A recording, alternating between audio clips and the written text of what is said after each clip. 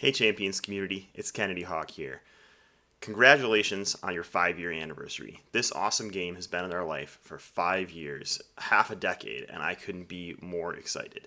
I wanted to do something epic for this anniversary, so what I've done is I've laid out all my cards from my Marvel Champions collection, and wave by wave, I'm going to pick out the most fantastic five aspect cards from each wave to celebrate this 5th year anniversary.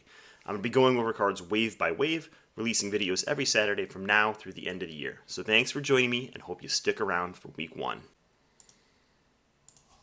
Alright, let's get right into it with our favorite cards from the core set and wave 1 of Marvel Champions. Again, every Saturday for the next 8-ish weeks, we'll be going over my 5 favorite aspect cards from these waves of Champions, talking about them in all sorts of aspects. So we're going to jump right in.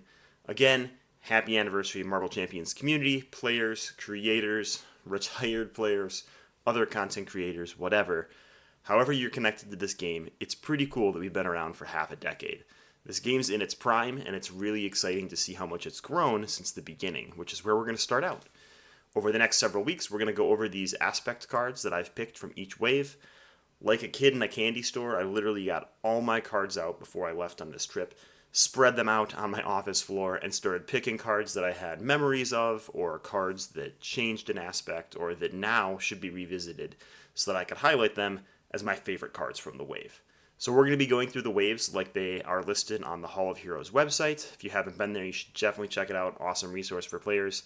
So we're going to do core set with Wave 1, Rise of Red Skull with Cycle 2, Galaxy's Most Wanted with Cycle 3, and so on and so forth until we get all the way through to Age of Apocalypse. Let's get in there.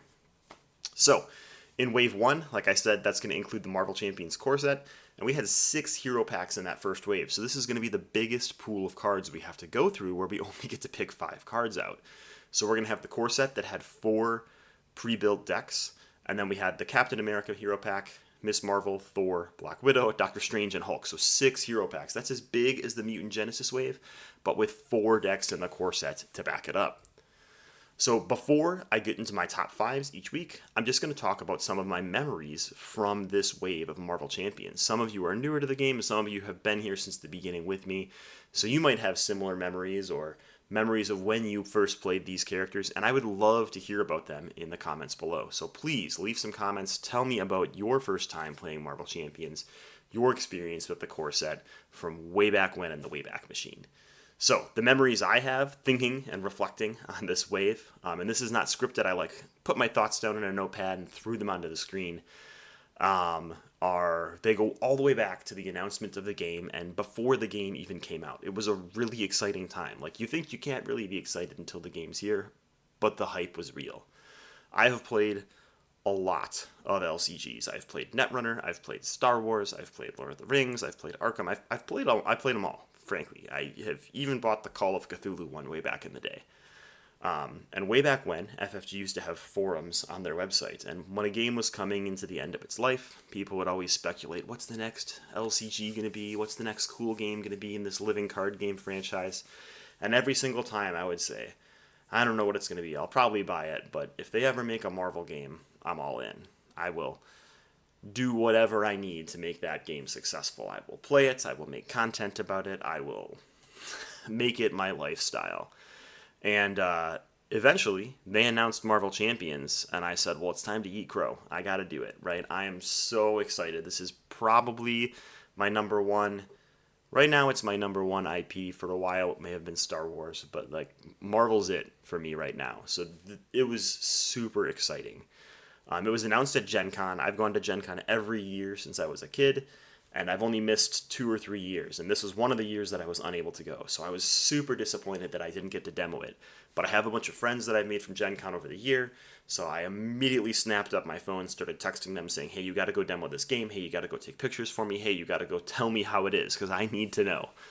And all of them texted me back and told me it was amazing. We've heard Hone talk on the cast before about his first time playing Spider-Man at Gen Con and how that really convinced him that this was the game for him. And I think a lot of people felt that way demoing it at Gen Con. And immediately after Gen Con, there was this, not void, but there was this excitement. We knew the game wasn't coming out for a couple months, but there were snippets of gameplay and snippets of previews and blog posts. So people were trying to piece together the rules before the game even came out, and like printing cards and trying to play them in other ways. And it was a really exciting time. We had no idea what we were doing. So the next thing that I remember about Marvel Champions is I decided that I really wanted to start making content, and I didn't really know what I was doing. Secret, I still don't really know what I'm doing, but I'm doing it still. And I did a little bit of content for Star Wars Destiny, but it was more like a blog that me and my mom read than, one that other people should actually be exposed to. And I decided I really want to try this and have fun. I want to be a person for the community, from the community, and I'm not going to be a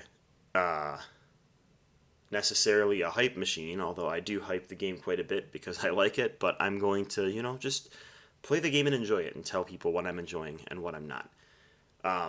But I had no idea how to do it. I didn't know how to form a group of people that would talk together. I didn't know how to structure a show or do any of those things. So different shows were popping up, different blogs were popping up, and there was one group, there was a pair, Crimson and Lester, who had a show that they wanted to do. They didn't have a name for it yet, they didn't have a team for it, and they were looking for a third or fourth person to join. But their deal was like, they're going to be mad that I said this. It's not that they were lazy, it's that they didn't want to do the editing. So they needed a person who knew how to do editing. So joke's on them, I had no idea how to do it, and I still don't. But I signed up, and I do a little bit of editing, but not much. I've found that I prefer just having raw content out there. So they accepted me as long as I was willing to edit and put the put the audio cast out there, and it was super fun. I got to make friends across the country. We've had different people enter and leave the show since then, right? Lester's no longer with us, but we had Americano for a while, and then Addercop joined up. Eventually Hone joined up, and now we've just got this whole crew of people that we could pull in on different weeks to talk about various games. We've grown from just being a team of MCM players, or of Marvel Champions players, to playing all sorts of games together, whether it be me and Hone playing Power Rangers, or me and Krim playing Altered, or whatever the newest TCG is. We're just a group of friends at this point, and I really love that. I wouldn't have had this group of friends if Marvel Champions didn't exist. So, eventually it came time for the game to release. It came out, and there was like a sneak preview at some stores, like certain exclusive stores within the Asmodee framework could get games early. So I called around every store in my city, and none of them had the game early. It was super disappointing. And then finally I called the furthest store from my house in our city, and they said, well, we're not a gold tier Asmodee group. And I won't mention the name of this store because they'll get in trouble for it. But we have a box of next week's shipment that's here, and we haven't opened it yet. And they were like, I didn't call them, I think I was messaging them on Facebook. And they said, we open at noon, and I was flying to go on a trip, just like I'm on right now, like literally that day. So I was like, cool, I'll stop by on the way to the airport and see if you have it. And they had it, and decided they were just going to sell it to me early, because gold stores could do it, so why couldn't they? So I got to snatch the game up, take it to the airport with sleeves, sleeving it on my flight, the most dangerous thing you should ever do, just pouring through the rulebook on an airplane, of all places.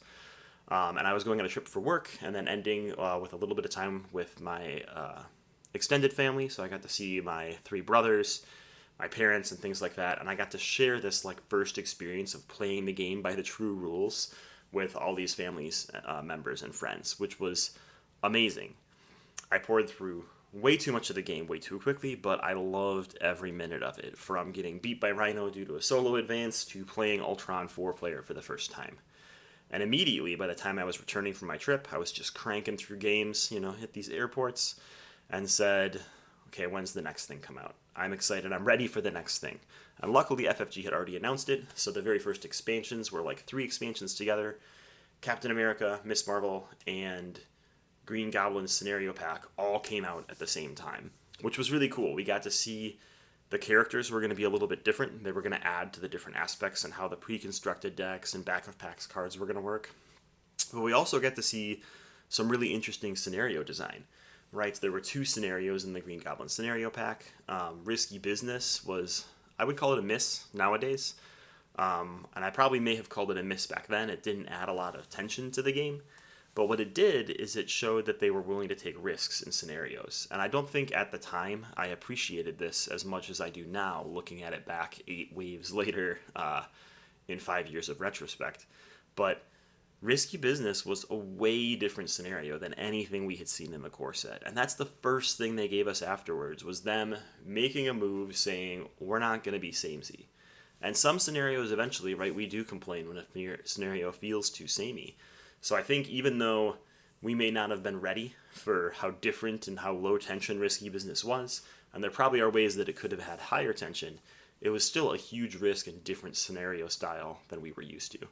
And I would argue the same thing for mutagen formula. Like, yeah, Ultron is minion heavy, Claw pushes out a minion every once in a while. But Green Goblin was different, right? You got, and especially in expert mode, those 2 bursts of encounter cards, and it was something the community wasn't used to dealing with. So 2 polar different scenarios released immediately at the first expansion pack really sets the tone for what this game has become. Eventually more hero packs came out. We have to mention the Wrecking Crew. That was the first pack that was heavily allocated where everyone couldn't get it right away. I remember I couldn't get it at my local store, but I got one through Team Covenant, and this started the bad habit of me buying 2 of everything, which I'm still unfortunately doing. And the Wrecking Crew was really cool. It was another one where I think people were really hyped. They thought it was going to be like 4 Trolls from Lord of the Rings, a direct skin, and I'm glad it wasn't a direct skin in retrospect. I'm glad that they tried something different. And I think they learned a lot about multi-villain scenario design, because later on multi-villain scenarios have gotten better and better and better. And I think, again, this was them saying, we're going to do different things. We're not going to be the same every hero pack and every villain scenario pack release, so get ready for the ride. And I'm glad that they made that stance early. So finally, the final point I want to bring up, which we're going to talk about more next week, is the hype for the first campaign box. Well, we were getting these hero packs, content creator spoilers, and things like that started. And eventually we got the preview for the Rise of Red Skull campaign, but it was the blank of blank, and they wanted people to guess and fill in the blanks, and we got silhouettes of all the characters and things like that. So we'll talk more about that buzz and hype next video, but for now, I want to get past these heartstring-pulling memories for me and get to our top 5 from Wave 1. So, without further ado, card number 5. It's Toe-to-Toe, a card people might not have expected me to say. I know I'm a leadership bit player, but my secret, my dirty secret, that I'm willing to admit to you today is that aggression is actually my favorite aspect. So Toe-to-Toe is an amazing card because it showed that they were willing to do things that aren't just pay X to do X damage, but also have other costs in cards, which I think is really cool. It was an aspect card that really changed the way aggression played in this risk-reward kind of way. And the theme of the card and like the mechanics of the card tying to the name of the card is really cool, right? You're literally going toe-to-toe with an enemy, having an enemy attack you to deal damage. So let's review it really quick. It's a 1-cost event, toe-to-toe with the attack trait, hero action attack. Choose an enemy, that enemy attacks you, deal 5 damage to that enemy. So you could stun the enemy and absorb a stun, you could defend against that, you could draw a card from Spider-Man. It really opened up characters in a different way. My favorite fun fact about toe-to-toe is when the game first came out, we got our RRG and our Learn to Play, and in the RRG there was a reference to this mythical card, Toe-to-Toe. No one knew what it did because it wasn't in the core set.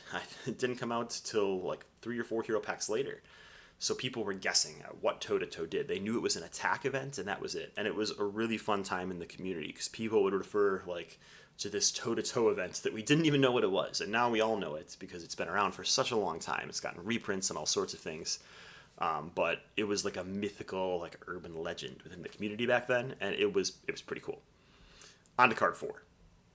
Card 4 for me is Jessica Jones. When I was laying these cards out like a kid at a candy store, I saw this card, and I remembered every time I build a Jessica Jones deck, every time I build a Justice deck back in the day, I used to include Jessica Jones, so it sort of did feel like a Jessica Jones deck. But Jessica Jones is a 3-cost ally in the Justice aspect. She has the Defender trait. Yeah, it doesn't matter. She has 1 thwarts for 1 consequential, 2 attack for 1 consequential, and 3 hit points.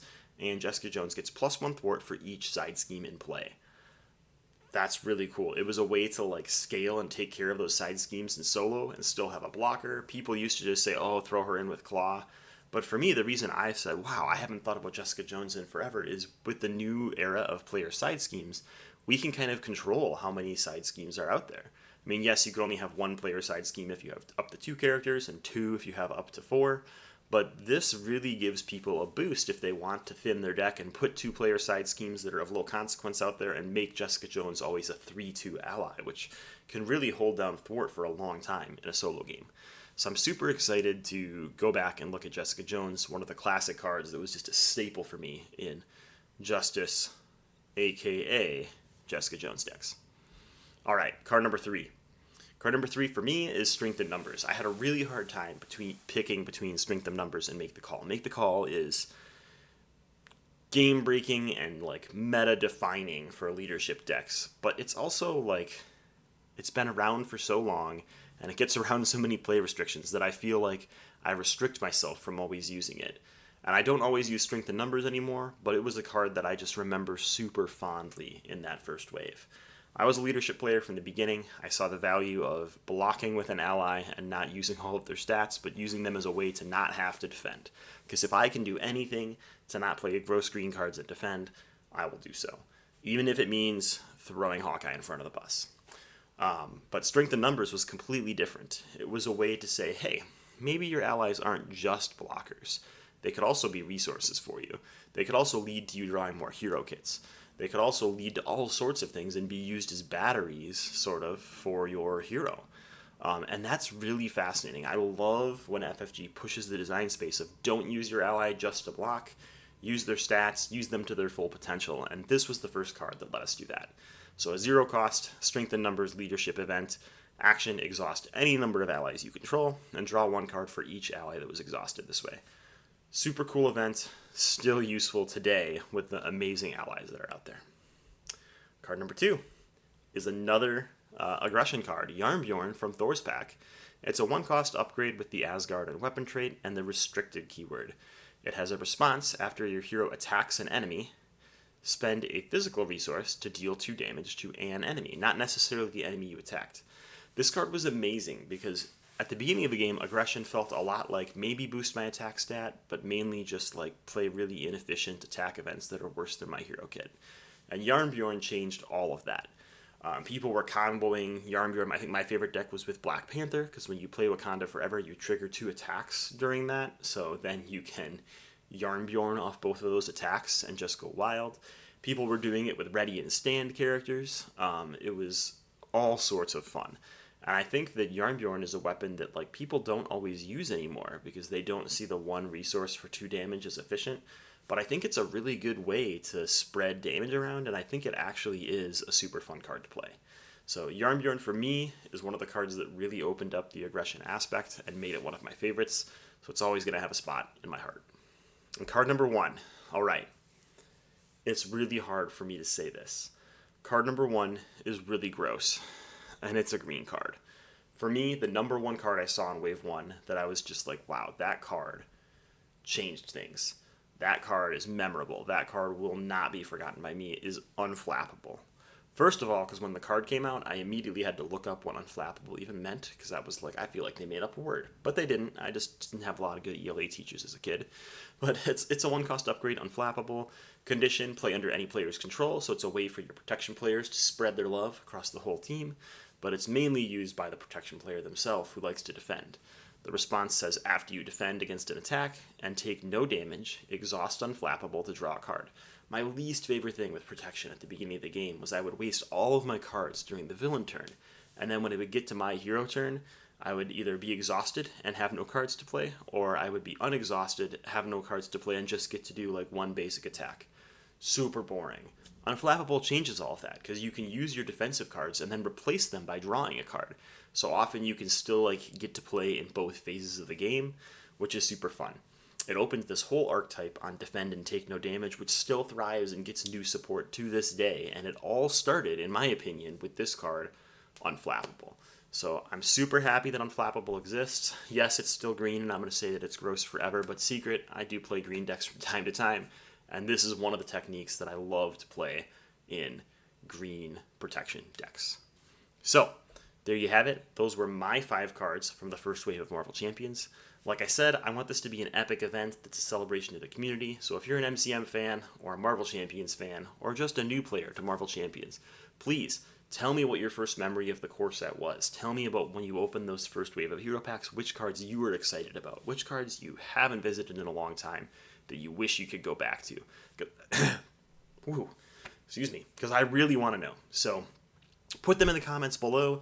We'll engage as a community and see what's everybody's memory of Wave 1. Until then, we'll see you next Saturday for another fantastic 5 faves. See ya. I'm just not the hero type, clearly, with this laundry list of character defects, all the mistakes I made, largely public. Yeah, okay. Yeah. The truth is,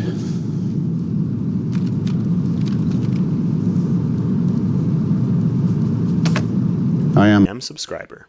But seriously, if you've enjoyed the content we've been putting out recently, please consider liking and subscribing. Thanks.